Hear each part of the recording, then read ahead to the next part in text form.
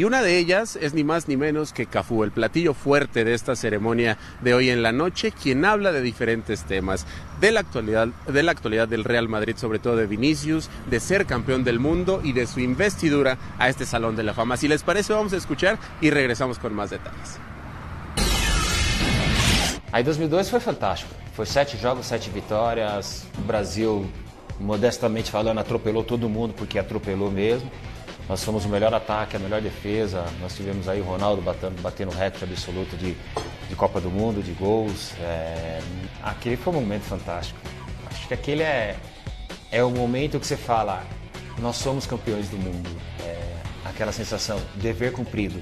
Eu cumpri o dever com o meu país, eu sou patriota e nós estamos levando a Copa do Mundo para o povo brasileiro. E naquele momento que a gente pega aquela taça na mão, que você fala assim, olha, a taça é nossa, nós somos campeão do mundo, que você ergue ela, não tem sensação melhor no mundo do que aquilo. Vinícius vai triunfar em Madrid? Vai. Mas não é um craque. Não é craque ainda. Mas ele vai triunfar no Real Madrid. Ele não pode chegar no Real Madrid e falar, olha, o Cristiano Ronaldo foi embora, o Vinícius chegou, resolveu o problema do Real Madrid. Não, o Cristiano Ronaldo é o Cristiano Ronaldo. Ele já fez a história dele no Real Madrid. Ele conquistou tudo com o Real Madrid. O Vinícius tem tudo para que possa seguir